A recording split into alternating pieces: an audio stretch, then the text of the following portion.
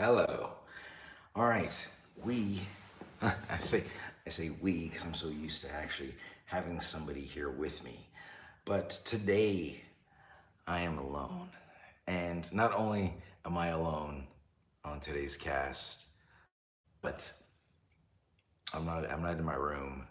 We're at the club lounge, which had some technical difficulties, and filming in the room couldn't happen. That's not a thing that we were able to do. So, but you know what? I went to the front desk and I talked to, and it's a little echoey in here. I'm sorry. This is the only thing. This is the only room I could get.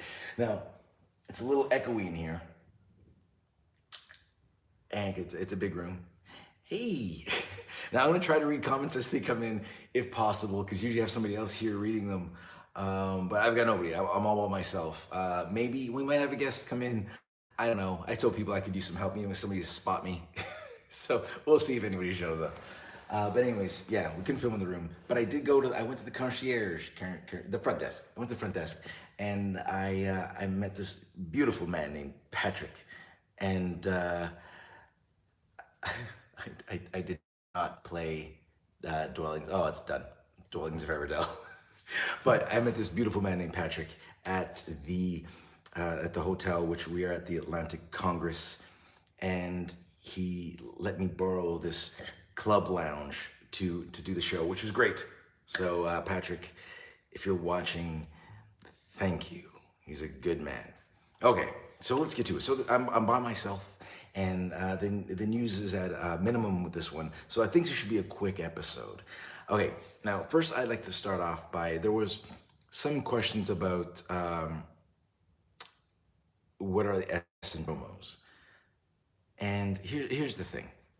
The only thing I found as far as an Essen promo has been the Azul Summer Pavilion little green bag that I showed on the day one video. I didn't see anything else there, but it's so big. I don't even know how to find out what that would be. Like, it would be an Essen promo, because I don't know enough about this convention. I don't know where to go.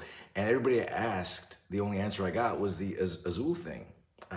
There might be more, but here's the thing is, I'm helping at the Gameland booth while I'm here, so, and it's great talking to everybody that comes to the booth and meeting all these people, but I don't get enough time to go see all the show. So so that's my best answer. I'll keep looking, so if I find anything tomorrow, I'll let you know. But my time is minimal. And with that said, I did drop the ball on a few things.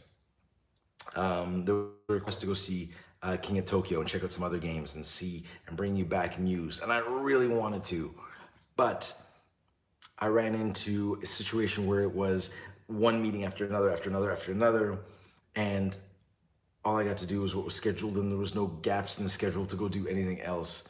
I don't know how that happened. I'm not sure. I'm not sure how it happened, but it happened. And so we're gonna make the best of it. So here's the news that I did get. And yeah, please, if you do have anything to say, please comment. I will try to read it, but it's hard to do it, and it's hard to talk and read at the same time. And the message is only up on screen for like 3 seconds, maybe more, but it's a short amount of time. Anyways, so let's start. It's lonely doing it myself. I'm happy you guys are here. Okay. First off, let me show you something. All right. Now this is for Brittany. Brittany, if you're watching, I picked up the Tavern game, and that's what it's called. It's Tavern Tiefenthal. There you go. This is the Tavern game. If you guys were wondering what the game Brittany wanted, this was it. Now, the version I found was just in German, but the pieces are all, there's just iconography. There's no text on the pieces, so we just have to download a English PDF of these rule books, and then we're set. But this game is cool. Now, if anybody's watched our Origins video, we showed a little bit about this game on there. It's a long video, so you could have missed it. So I'm just gonna put that back there. But what's cool about the game, I'm happy. Hey, Brittany's watching. So what's cool about the game is everybody's running their tavern, but the tavern's made out of like these puzzle pieces. And what's awesome about it is the puzzle pieces you take out and you flip them over when you upgrade parts of your tavern, you stick it back in. And it's cool that had me sold already. The fact that it was a puzzle and then you upgrade a certain puzzle piece to upgrade a certain aspect of your bar, I was sold. And then like customers come in and you deal with customers. Oh, hold on, we might get yes, come on in. Hold on, I gotta get to the door. Let's see what it is. Hey, Peter, you made it. Yeah, we're on right now. Come on. We do have a guest, and I brought a chair just in case anybody showed up. All right, Peter, come on in. Oh, hello. Come on in. Yeah, sure. Have a seat. Thanks. All right, Peter, why don't you introduce yourself so I don't do all the talking? Oh yeah, I'm Peter Schultz. I'm the lead developer for the European wing of the White Wizard games, and I am the game designer and developer for the just released game. It's called Sorcerer. Yeah. Now, have you guys seen Sorcerer? No, I've seen it. I saw it at Gen Con. I saw it on the table, and I was like, it looks cool. But it was one of those like Gen Con. Here's a little thing about Gen. We go to Gen Con. We go to Origins. Brittany, you're watching Brittany. Brittany has Cheers, this. Brittany. She has us in meetings like all the time, right? So we get like 2 seconds to eat, and maybe go to the bathroom.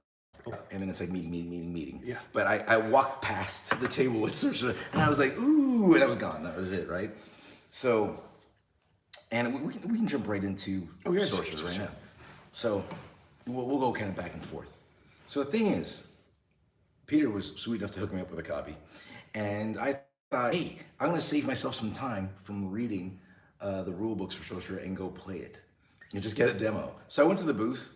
Felix was the man you had working at the booth. Yeah. Felix was great. He taught me how to play Sorcerer, and I loved it. I thought the game was awesome. Oh yeah, thank you. Right? Because it's kind of like this.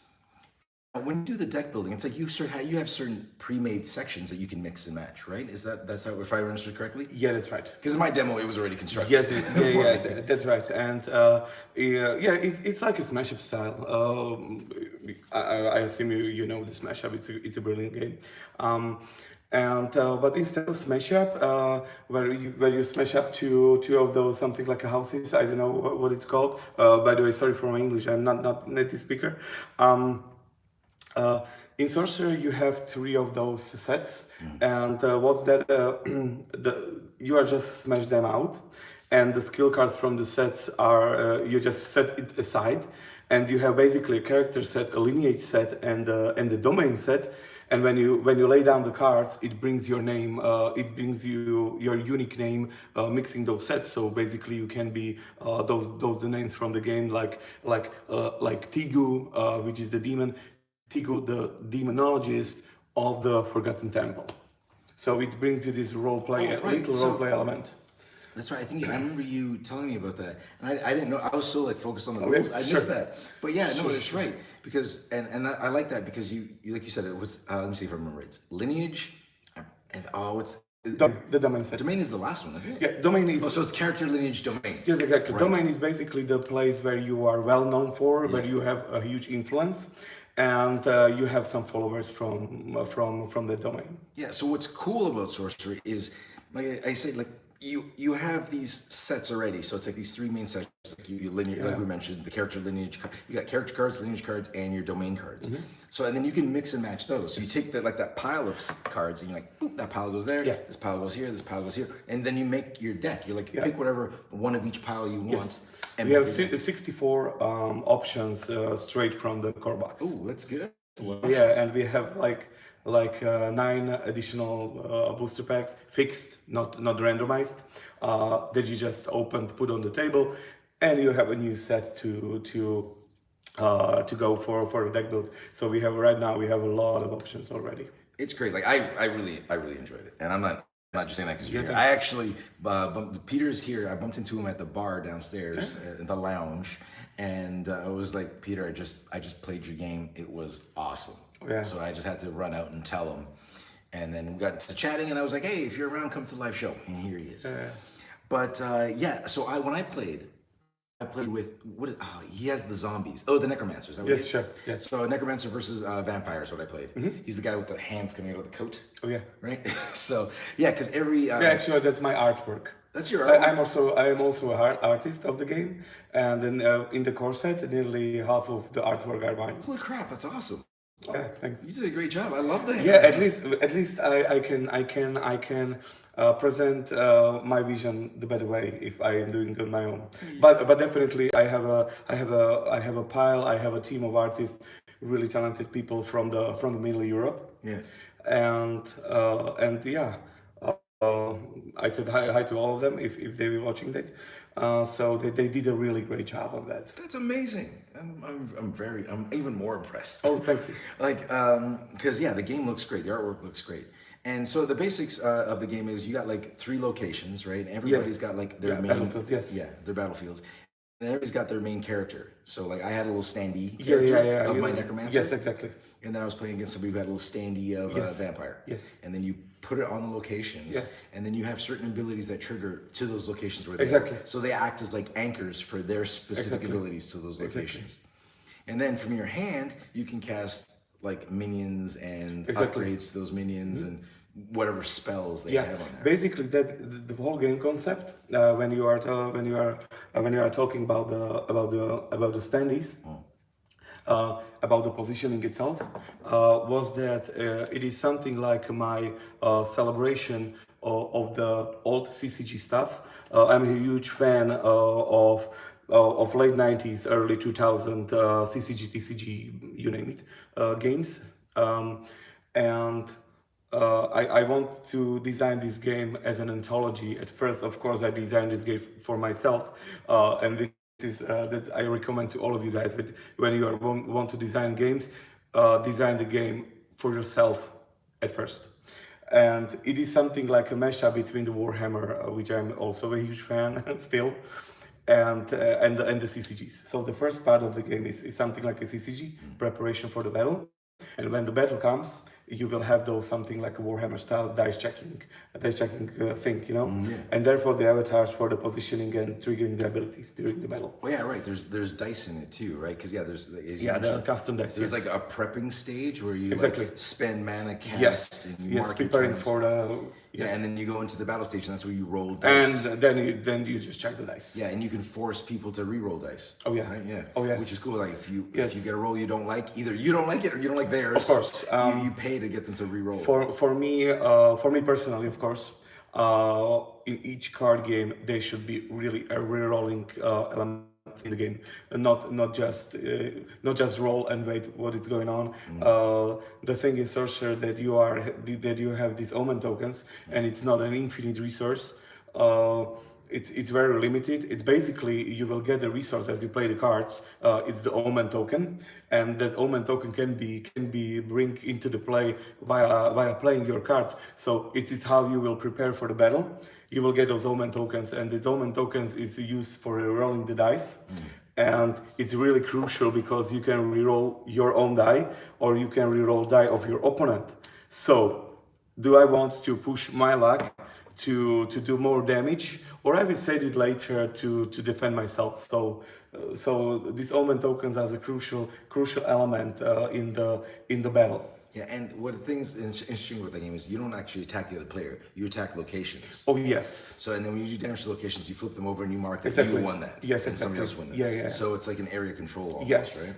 Basically, when you are attacking, you have two different markings on the dice. Correct me if I'm wrong with the terminology, but icons. You have two different icons on the die. One icon is the normal regular hits, which is the black skull, and then you have a critical hit, which is only one side on the die.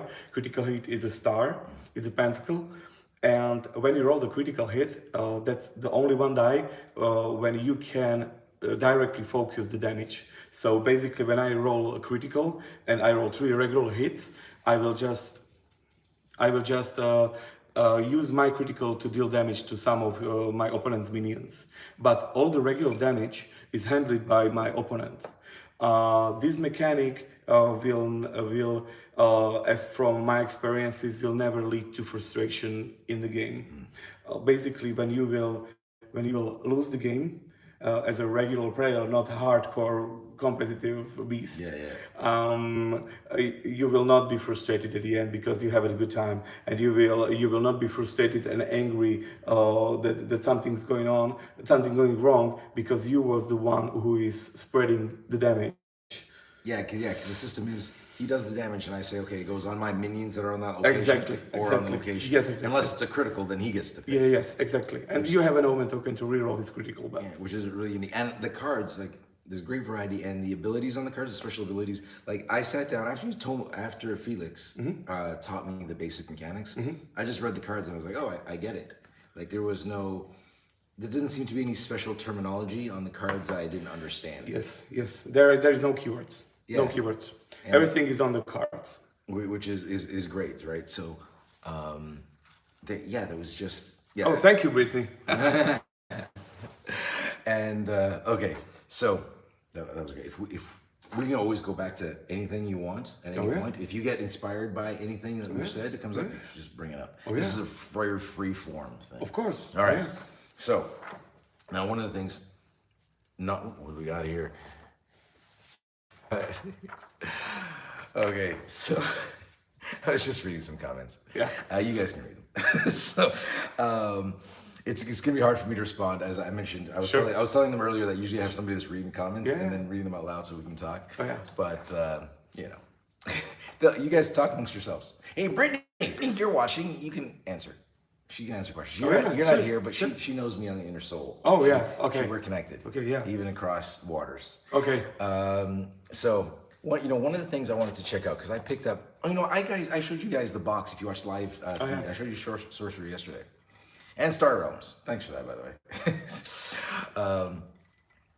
So when I went in there, my first mission I wanted to do after getting Brittany's Tavern game. Because I was like, okay, I'm gonna forget. Oh yeah, I'm gonna go get Tavern of Tiffenthal. Yeah. And it'll be forever the Tavern game for me. I'm never gonna remember that name. Oh yeah.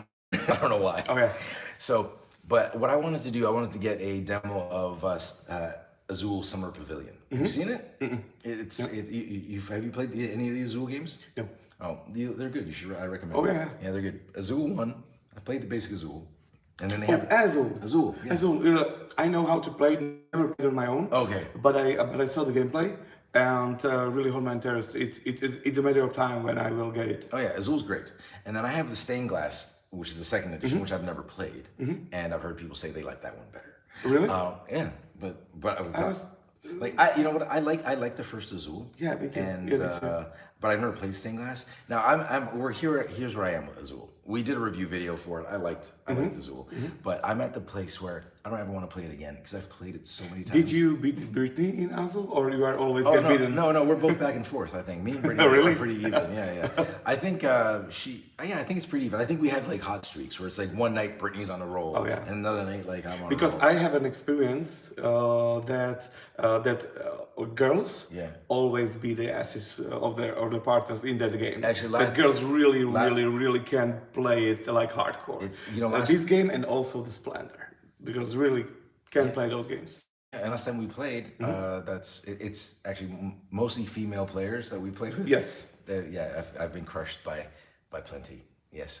Oh, we get a lot of attention there.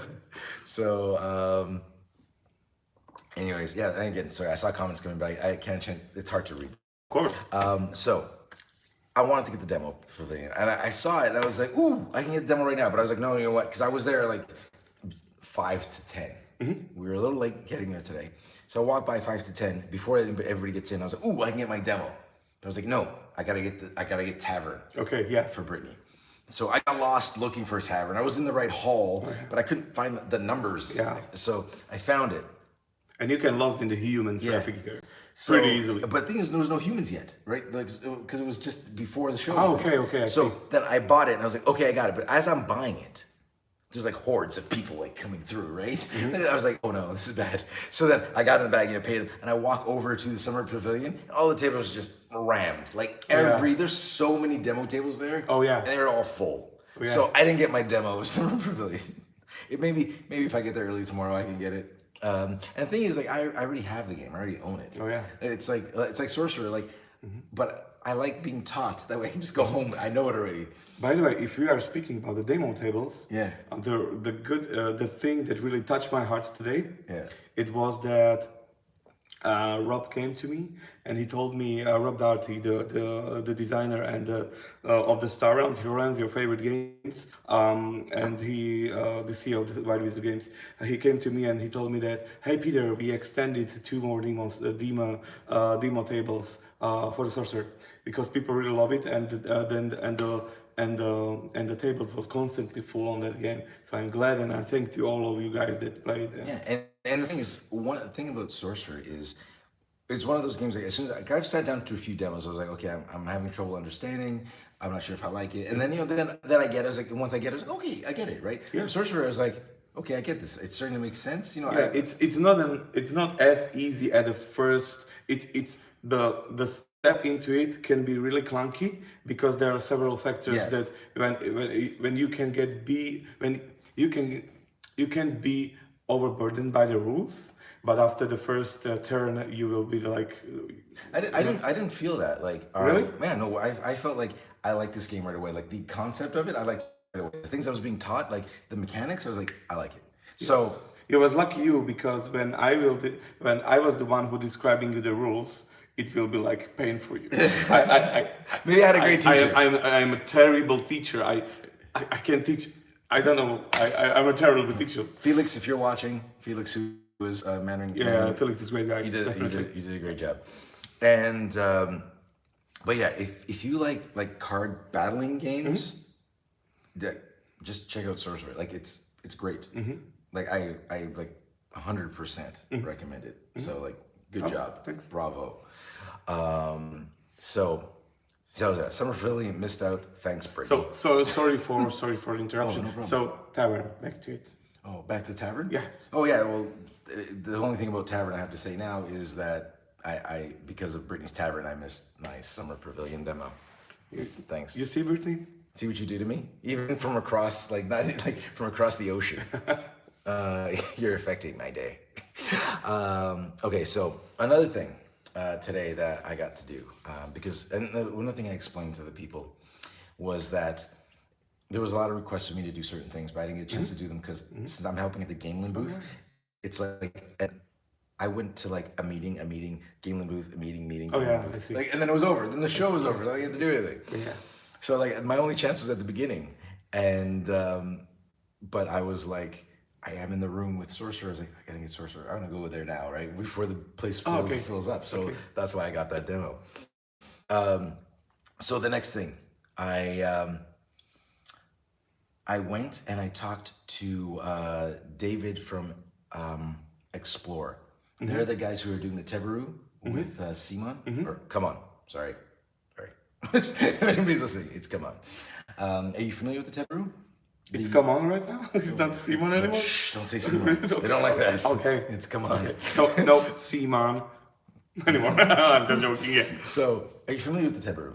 To be honest, not. The Tebaru is this. There's no demo of Tebaru at Essen. There was a great demo for it at Gen Con, but it's basically you take it's this board where you put the board game on top of board games that are made for it, and there's like you put an iPad you connect to it at the end, and it registers where your characters move. It registers yeah, I see now.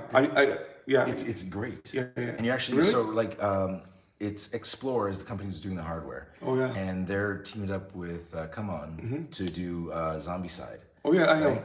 And my favorite game. And I played the demo of it at Gen Con, and it was amazing. The fact that you could open a door, and like you just open the door, you don't have to know what's in it. Like usually you have to set it up as the game master, right? But you don't have to because the computer is the game master. Oh yeah. So you open the door and it tells put 3 zombies in there. You walk in there and you walk into another room and there's a person being held captive. And there's just like voice acting and there's cutscenes. Really? Okay. It's great. And then you make a decision on how you help them. Like, don't you know what will be the price of that? What? What will be the price of that? No, well that's the thing. You find him and Oh, the price. Yes. From what I've heard, again, I don't know. So don't quote No, me. no. Don't take it as a serious No. information. Just we are just chatting. Yeah. So I've heard some like numbers going around of like maybe like 200 for like the Tibu Okay. with a game. It's not cheap, but it's not, you know, But there's a lot of tech. in that age of all those Kickstarters, yeah, and that's the thing about the pricing of those things. Like years ago, I think 8 years ago, when the Kingdom Death Master hit the Kickstarter for the first time, it was like $100 and something. Yeah. And I was like, well, I do not spend so much money for the board game. I mean, 100, Jesus. And now check the Kickstarter is like 450 for the Bloodborne. Yeah, I do not tell it loud, but I was the back of volume due to the theme. Yeah. So what I want to tell you, it's 200 in this this age. Yeah. It's not as much for if it's a really cool tool. And that's the thing. It's like because when you get the Tebu, you don't have to buy it over and over again. You just buy other Tebu games and you just toss them on there. Sure. So it's like it's I think it's worth whatever because the experience that it adds, amazing. And the amount of work you have to put into it, it's not just a thing, right? Because you have like these cutscenes, so you gotta have writers, you gotta have illustrators, because the zombie side was like these cool moving like overlapping images. So you need illustrators for that. You got writers, you got animators putting that together. Sure. They're cutting the scenes, they're editing it, and then you got to get a programmer to make sure like, oh, when I do this action that this clicks properly, right? And then you got to test that for like 4 players. There's so much behind it. Yes. Like on the surface, like you play it, it was like, oh yeah, this looks simple and clean. It makes sense. Like, if you experience it, it's like there's a few little things that they got to get used to because it's new tech, right? It's a new thing. Yeah. And once you get used to it, you're like, okay, this makes sense. It's good. Yeah. And it looks so seamless. You don't think about all the work that goes in behind that, right? And that's going to cost. I am thinking also for the expandability of those projects, like new scenarios. It's like I don't think if that's the price, I don't think that's unfair at all. Yes, it's not. It's not for what you're getting. I see what they. If you don't see the Taburu from the command, check it. I mean, the zombie side, the second zombie side edition will be just like a launch project for it right now. Yeah, they've got their own. It's something like a system seller.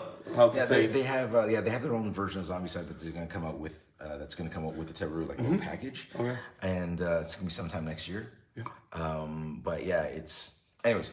That's stuff. I was just kind of getting because it wasn't there today. But I got to talk to David from Explore, and we were talking about we were just chatting because I met the team when I was at the demo at Gen Con. So we were chatting and he was just telling me some things like, it's not things I can go into detail here, but I'm so excited. I'm so excited. I just can find it. There's I don't think there's anything that I'm as excited for because where this could take like the possibilities of this could take board game and things it's not limited to.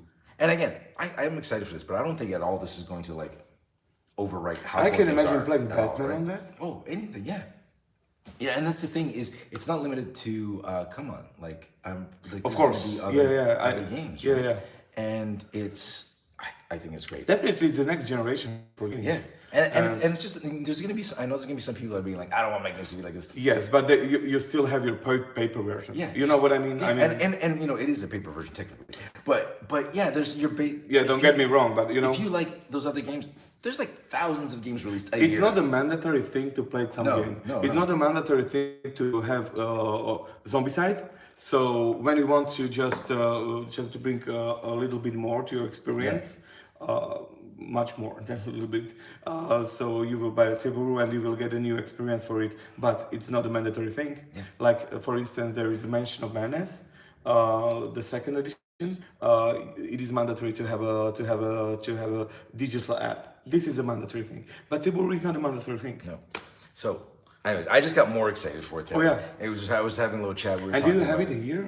No. There was only it was only a Gen Con. But I see the Zombicide, the second edition. The second edition's here, but that's not what's gonna be on the table. I know. Yeah. It's gonna be something else. But yeah. Anyways, I just wanted to bring that out again. I'm very excited for it. You should be very excited for it. And the last thing that I have to discuss, well, the second last thing, the last thing is going to be very short, at least that I have, unless Peter has something. Is so I played a demo, a prototype demo of a game that Awaken Realms' next Kickstarter that they're working on. Oh, okay. By the way, I really love the guys. They're my friends, and they're from Poland. I'm from Slovakia. We are neighbors. So, yeah, but yeah, just You from Marson?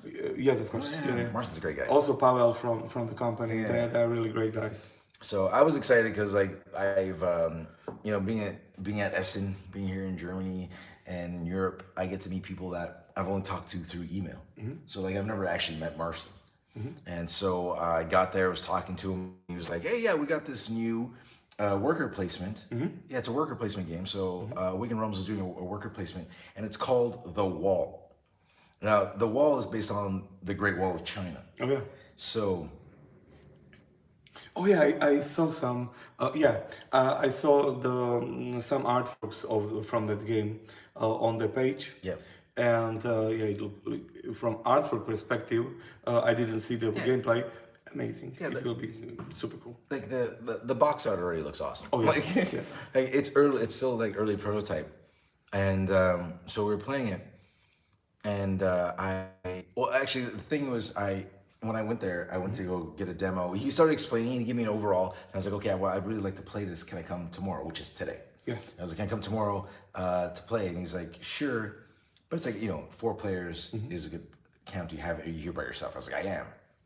But then I was thought to myself, Mr. Jeremy Salinas, Man vs. Maple. Him and Kira were here. He's a great guy. And I was supposed to meet up with him. So it was like 2 birds with 1 stone. This would be great, right? I never got a chance to play a game with Jeremy. So I get to meet Jeremy. That's a win. I get to play a game with him. Win. And I get to play a game with Marson. Win. It's a win-win. It was great.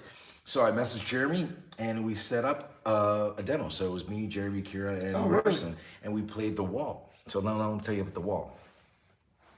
So yeah, worker placement, and it's about the Great Wall of China. And you have the Mongolians. Yeah, it's basically the Mongolians trying to like take the wall.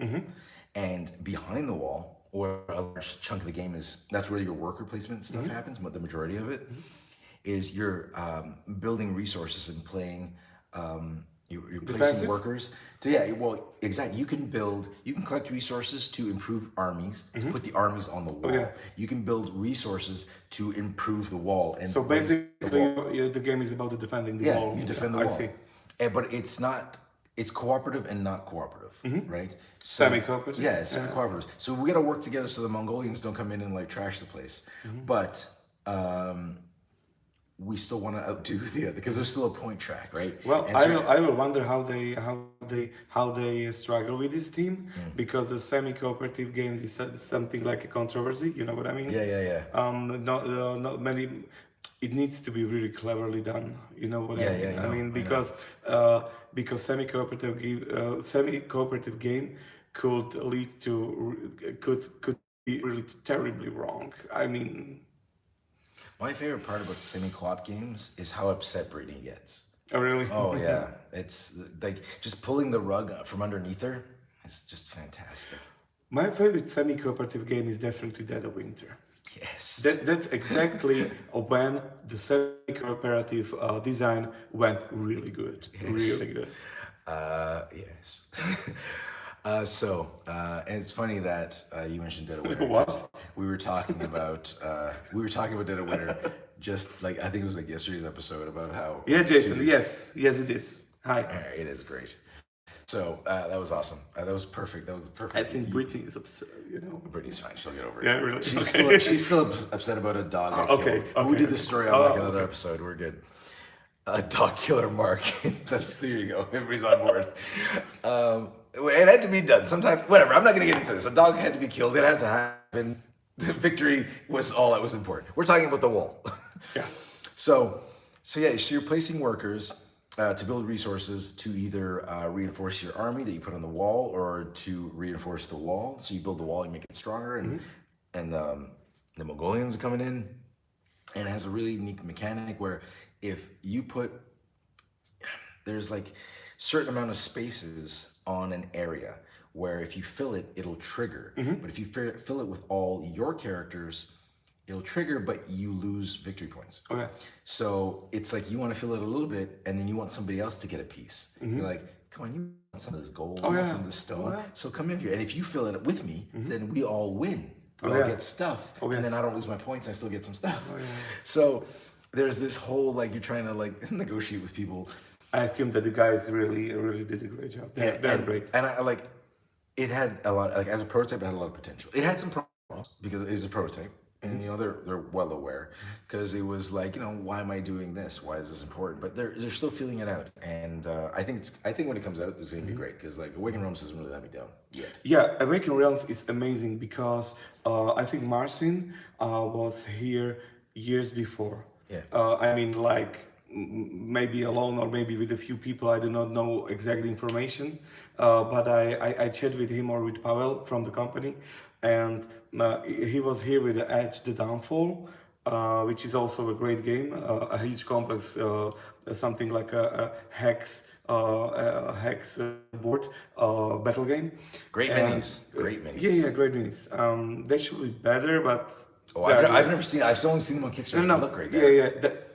With minis, they are better from project to project. Yeah. And Marcin was here promoting the game, and then they came up with this War of Mine. This War of Mine was just an icebreaker.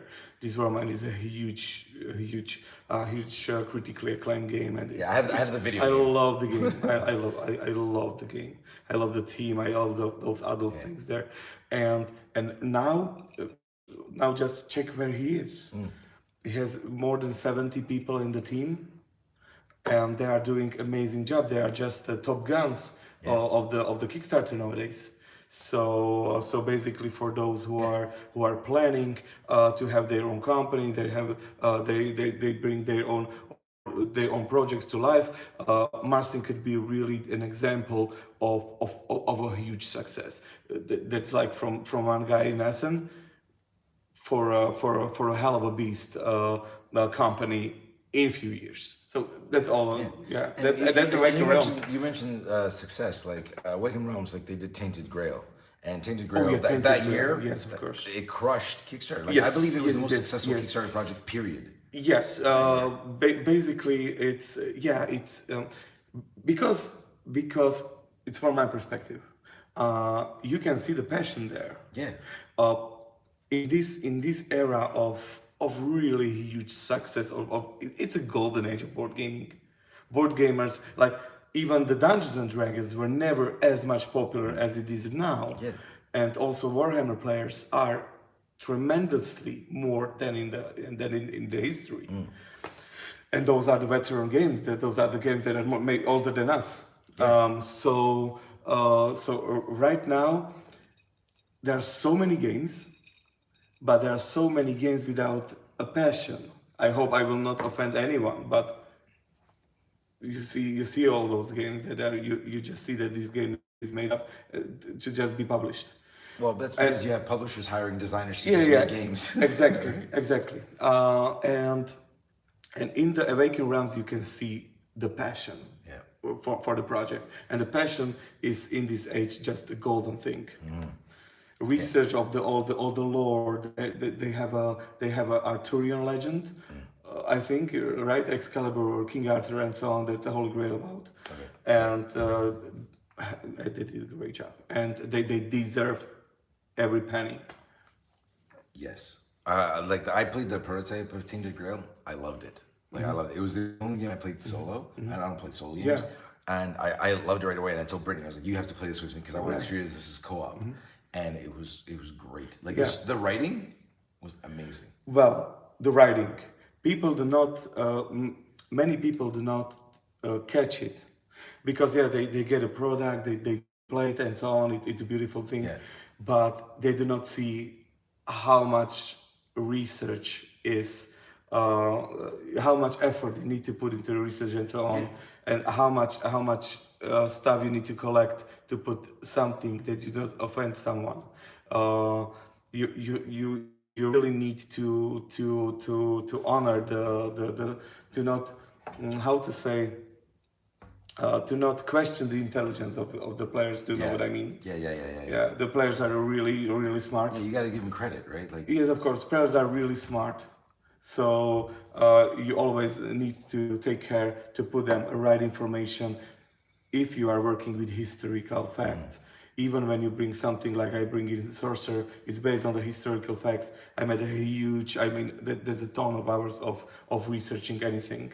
For instance, I am with the Zulu tribe, Zulu culture right now. Oh, I'm spoiling maybe too much, but nevertheless. I am chatting with them about the one of. I will not tell what I will do in the next sorcerer, an upcoming, but I'm with the Zulu culture, discussing the names, African names, which I will use maybe for some cards, and of course something about the history of the Shaka Zulu of the Zulu Wars in the 19th century, and in the Awaken rounds to not get from the team. Yeah. I am 100% sure they did a lot of research of this. And the thing is, I wanted to let you keep talking for a bit. I thought maybe you'd let something slip that you weren't supposed to, and then it's live, so it's there for good. It's okay. No, it's okay. I'm not too drunk to. So, yeah. So, anyways, that's the very basic form of the wall. Like, also there's like you can, it's like you hire. Oh, they're like nobles? No, it's not. Oh, I got the word wrong. But you can like use resources to gain these like taskmasters, masters and other specialists to your side of the board, which help you either help you produce more resources, help you when you're on the military side, whatever it is, right? So there's a lot to the game. So it's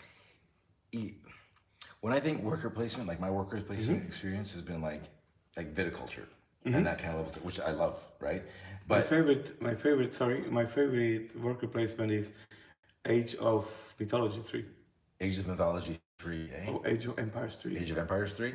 Probably. It's based on the PC game. Okay, yeah. Age of Empires. You know the Conquistadors and Age of Empires. Yeah, I love this game. Okay, I've never played it, but it's an older game. yes. So But you have to. It's a grandmother. I like worker placement. Yeah, me too. Everybody. Love it. A lot of people like worker placement. It's a great. I think it's the most favorite form. It's a great mechanic, yeah. And the thing is, like, anything that might be kind of off with the wall right now, I have no doubt that Awaken Realms is going to iron that out and have that like mint by the time it goes to Kickstarter, or by the time we get it. Like, did you play the Champions of Midgard? I didn't. You didn't? You should definitely try it. My girlfriend loved it. All right. I'll give it a go. Champions of Midgard. I've heard. There is a Rivers of Midgard. Champions of Midgard is a little bit more cartoony. Okay. Rivers of Midgard is hardcore Viking. Oh yeah, and that's the thing. Since the wall is Awaken Realms, there's no cartoony. Like they're intense. No. I know. I'm saying. Like, I love this about this company. Awaken Realms is intense. Like that's what I like about Awaken Realms, right? Their story, their illustrations is like it's emotional, right? Like it sucks you in. You're like, whoa, it's powerful art. It's powerful writing. Oh yes. So you get a powerful experience, right? Like you don't just feel like I'm moving at peace. It's got meaning the way they present everything. Yeah. They're great. It's very adult from the perspective of those of the writing itself. Yeah. You know. And if you want to see, I posted like 2 or 3 pictures something like that on our Board Game Coffee Instagram account, so you can go check it out of the minis. They're really early, but they still look great. Yeah. You do not need nudity to have a beautiful adult project. No, not at all. It looks beautiful. And other than that, I'm going to show you that I got this. No, you don't have to go anywhere. I'm right here. So now I'm going to show you this. Now the section is going to be short because Peter's looking at it. Yeah. I don't know. I got some games here. And Marcin was nice enough to give me these after playing the prototype with him and giving him feedback and talking about it. Is that Awaken Realms? Yeah, these are Awaken Realms. Yeah, they don't look like Awaken Realms games. No, that's not at all. Not at all. No. This is like a different turn for Awaken Realms that I have here, and I never got a chance to play these. It's kind of like a last minute gift, which is I really appreciate. Marcin, if you're watching, thanks, brother.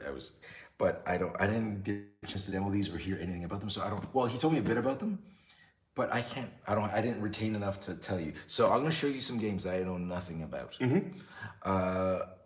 Ready? The first one is Bees. Oh, I see that on the BTG side. Yeah. So yeah, I don't know much about Bees. There's the back if you want to see get a glance. Oh, the Secret Kingdom. The artwork is amazing. And the artwork's always amazing. Oh, yeah. Like they just have awesome artists there. Yeah, but it's One Rider Games also. Oh yeah, That's it's the collaboration. Van Ryder. One Rider. Do you know what they did? One Rider Games did detective, not detective, City of Angels, the detective game. Detective game. There is a detective from the Poland company. There's so many detective games. Yes, but detective in the name. You're talking about like Portal games? Like That's the problem. That's the detective. Yeah. But Detective City of Angels is from One Rider Games, and it's a beautiful thing. It's illustrated by the Vincent Dutre. Didn't Van Ryder also do the choose your own adventure books that have games? I think yes. Because I have the Caruso crew. Oh yeah. Yeah. I think they did something like that. Oh, definitely. I only get the detective game, and they did a hell of a job from the presentation perspective. So yeah, so Brittany, I'm bringing this home. Yeah. We'll learn how to play. Now the other thing we got, it's a bigger box, and it's a dexterity game. Now I'm just looking. I'm looking at the computer. Yeah, flicking. It's a flicking game. Ready? Bam! I can't. Where's the title? Where's the title? There's no title. Flick Faith. I don't know. It's Flick Faith. Flick Faith. Hold on. There you go. Flick Faith. So that's what it looks. It's a long box. And I haven't even looked at this. I haven't looked at. You guys actually saw this before I did because I took it out of the box upside down. I've never seen it. Oh, the artwork's cute. Playmat inside. Yeah, there's a playmat. The artwork looks cute. Yeah, you have the. I assume that you will get the role of the gods because this looks like a jackal god from the Egyptians. Yeah. I know it. I have it in my game. So it's a dexterity game. So you're like flicking things, right? I think it's Flick of Fate. Yes, it's Flick of Fate. Yeah, thank you, Michael. Yes, it's Flick of Fate. So like, yeah, I never even looked at this box. You guys saw the box before I did. I'm kind of like half looking at it. But yeah, there's. Yeah, it's definitely on the back of the box. Yeah, you look. You need a slow pan. Oh, yeah, that's just text. You don't need to see that. But yeah, well, there's a lot of those little chips. Those little things you flick. That's a lot. A lot of wooden disc. That's basically stated on the box. It says a lot. It says, okay, there is a quick manual. First, vote for the low cards. Then flick your profits and get points for domination. That's it. Count the victory points. And yeah, so it's the victory gathering game. It's 3 points. Yeah, it's victory points gathering. Yeah, vote for the laws. So I guess you both thumb up and down. Gods are powerful and bored. Make a bet with the others. Use your unique powers and gather the most believers in the world's naval archipelago. Oh, that's archipelago. Archipelago. Yeah. Okay. Yeah, and it says when you said a lot of wooden discs, I thought you looked at it and said a lot of wooden discs. It actually says a lot of wooden discs. Yes, exactly. So that's cool. That's cool. It looks really cool. Basically, I never played a flicking game, but this year there is a game which I really enjoyed, and it's a flicker. It's called something like a warp stone. It's nearby our booth. When you will have a time, I will definitely show it to you. All right. Really great. Basically, we are flicking armies, and it contains those Hearthstone-y, now the top-notch artworks, and I'm usually not a fan of that. I am a fan of that in the World of Warcraft because they did it and they did it first, and all those Blizzard things. I'm a huge fan of it, but outside of that, copy style, I'm not a fan of that. But in that case, it was done by the artist from the World of Warcraft. Okay. Yeah. So now this is legal for me. So it's okay. That's okay. It's fair game. And you are basically building an army and flicking it, and have a combat. It's like a flicking Hearthstone. Yeah. How cool is that flicking Hearthstone? I saw somebody said the Flick 'em Up. Now Flick 'em Up is a whole series on its own, right? Oh yeah, Flick 'em Up is the legend in the. But this is different. It's like it's not the Flick 'em Up thing. It's another Flick game. Like it's not using the Flick 'em Up like IP. that uses other IPs. Many people when I tell to people about this flicking game, Yeah. many of my friends like flicking. Oh my god, how old are you? And basically, do not take those reviewers seriously. That when anyone tell you that it's for kids, it's not. Do you like them? I loved it. Yeah. I love it. I mean, I hope I will not offend anyone who is doing these games, but I always said if the game is perfect for kids, it's perfect for drunk people. You know what I mean? I've never played a flickum game. Yeah, it's super funny. I played it a few days ago, first time. Like, it's gonna take, super fun. It's gonna take me a while to get used to it because like that's gonna tax my anxiety because like when pieces like go missing or when pieces land on the floor, it's just like I get anxiety. I never imagined the thing of this flicking that okay, you have to master a game from the perspective that you need to calculate the numbers. Yeah, there was agree. Somebody Yeah, just said somebody agree. agreed. Yeah. Do they agree with my anxiety or to your drunk? I don't know. Because there's a delay. Yes. Do you agree to the drunk or to the anxiety? So basically, what I want to tell that I love the aspect of flicking. That flick and drink. Yes, Flick and yes, drink. Jason. Yes, that's true story. So basically, the cool thing about this is that you need to skill it. You need to skill something that like a dart. Yeah. You don't need only to skill how the card and combinations is doing well or not, but you need to skill the flicking itself. Yeah. Well, it's like it's got that like dexterity. Yes. Dexterity game, Exactly. You need that dexterity. Yeah. And okay, well that was all I had. Do you have any additions? Anything? Did you? Oh, before we go off, let's ask Peter. Oh. Yes. Other than your own stuff. Yeah, you can ask. You're not allowed to talk about your own stuff. Yeah. Right now, what is your favorite thing that you've seen at the show? Whoa. Okay, I have a few. Yeah. Okay. Sure. Name 'em off. Not exactly. Not exactly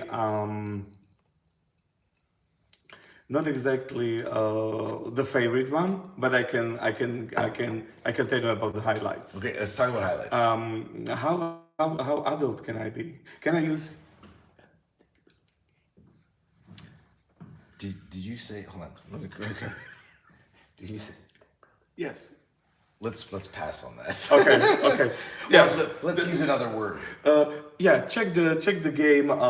King size. That's King size. king size. Yeah. Okay. That was one of the highlights. It's really it's check it. It's so I'm guessing it's a comical game. Yeah. Yeah. Okay. That's a highlight, definitely. It's So look up king size. it's very controversial. So just take a look, but I warn you.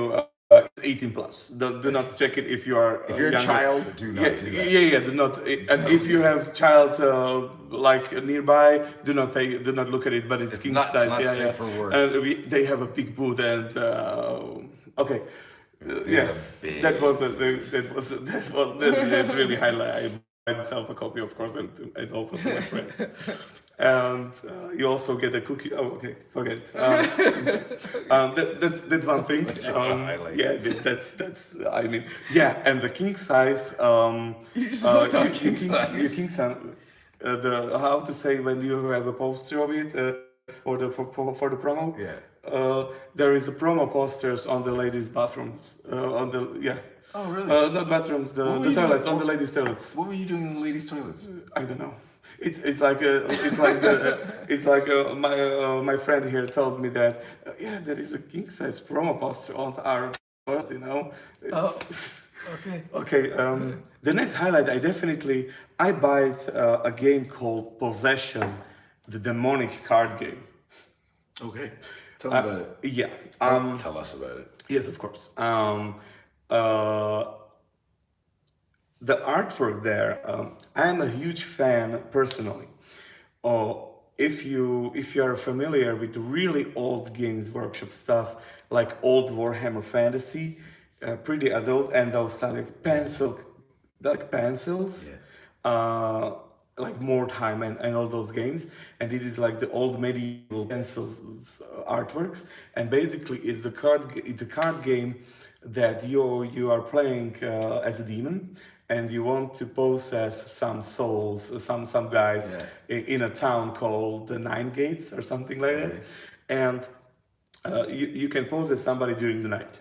But during the day, your opponent will have their city guards or inquisitors, and they will hunt your possessed guys down. And basically, that's the really rough concept about it. It's more deep. You have locations, but it's something. And the guy who was the designer of the game, I met him personally there. He's promoting it on its own. He worked with Games Workshop, so I immediately know where was the roots of the. I love this. All right. And then I bought the highlights are already the games that I bought. Makes sense. Yeah. Escape from Dark Castle. I always want to buy this game. It's those like choose your adventure style game, but on the cards, and it's pretty dark. I love dark theme time. People who knows me knows that I really prefer really grim and dark themes. So that was it. And I like the Batman Talisman.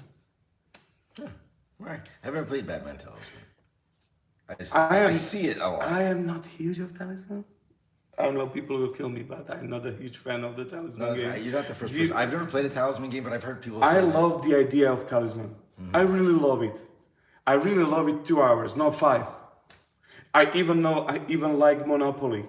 If it will play like one to 1.5 hour, it will be cool. Not 9 hours. So I was asking the guys. I think USA Poly. They did a Thanos Rising game. Really great game, by the way. And I asked him that. Yeah, I want to try Thanos Rising. Thanos Rising is super cool. I'm a huge comic book fan. I've heard good things about Thanos Oh, really? Rising. Yeah. By the way, I was a comic artist years ago. I really love comics too. Really? Yeah. And Batman Talisman, I was the guy seems really nice from USA Poly. So I asked him that I was maybe too rough or too rushed. Yeah. I asked him that, did you tweak the things of Talisman? And he just laughed. Sorry, man, I did not want to offer that, but I'm just straight. I'm also the exhibitor, so I did not have a time to I asked him straight down to things. Did you tweak it? And yes. He said me yes. Okay. It is played in hours. And the thing is, you are not playing as Batman. But it's Talisman Batman. How am I not playing? Because Batman? it's the supervillain edition. You are in the Arkham Asylum and you are playing supervillains and want to escape from Arkham Asylum, and Batman is chasing you. Hold on. Yeah. Hold on. I'm gonna put ones back a bit. We're talking about Batman Talisman, right? Yeah, sure. Hold on, wait a second. It says Batman Talisman. There's a picture of Batman on the box. Yes. Is there like small print that just says Supervillain edition. Supervillain edition? Yeah, exactly. That seems like the biggest con. That's a perfect card. A cool thing. That was the super cool thing. I was just like you there. I'm asking that. Is that supervillain edition some other edition like a Kickstarter stuff, or what does it mean supervillain edition? Is it a special edition? Now you are playing as the supervillains. And who is playing Batman? And the guy I need to get some whiskey. Yeah, man. Cheers. Sorry, I'm torn because but what a beautiful idea, Mark! Isn't it a beautiful idea? Oh yeah, it's a good Have idea. a talisman.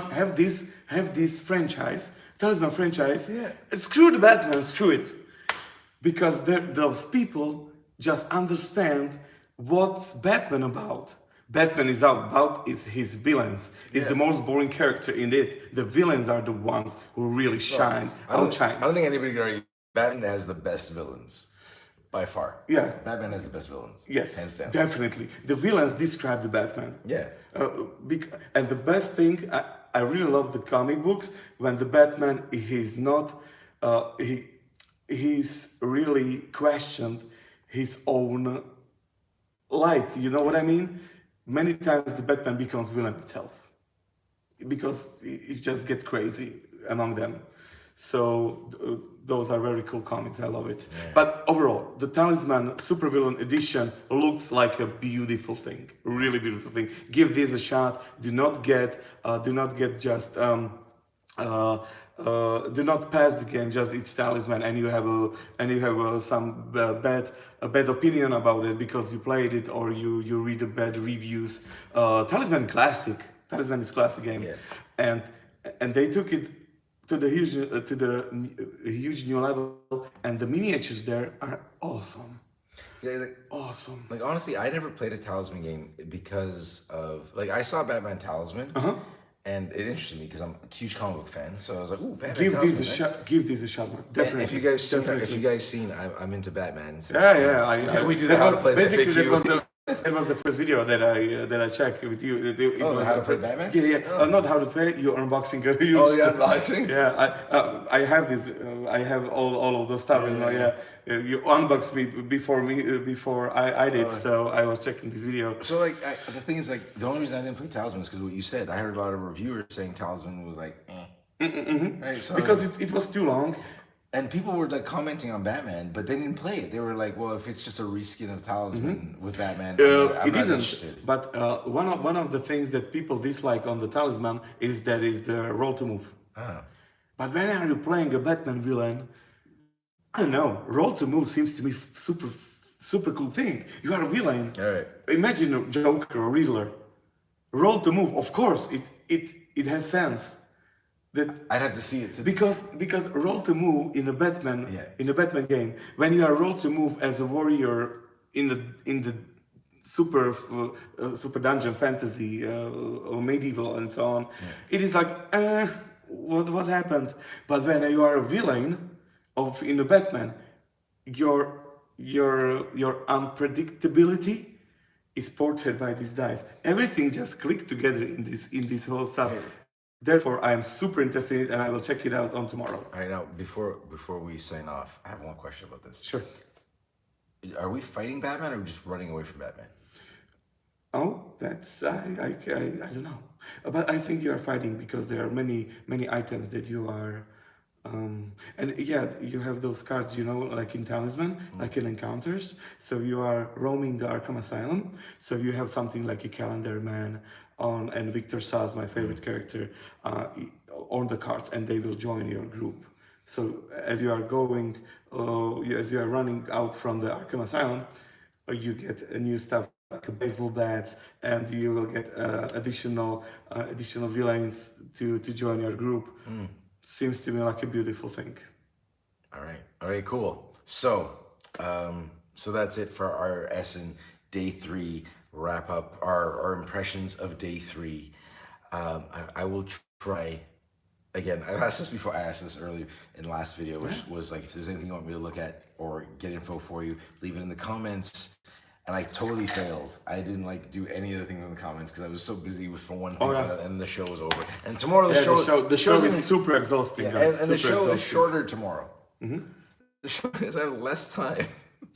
So I will try, but I make no promises I actually can. I thought I honestly could, but apparently I can't. I failed. Yeah, it seems like you have plenty of time because it started at 10 a.m. Yeah. And it's closed by the 7, and there are 4 days. But at the end of the day, when you are a promoter, when you are a promoter and you are doing here promotions and so on, the time is like flushed, it's just like in silence. Yes.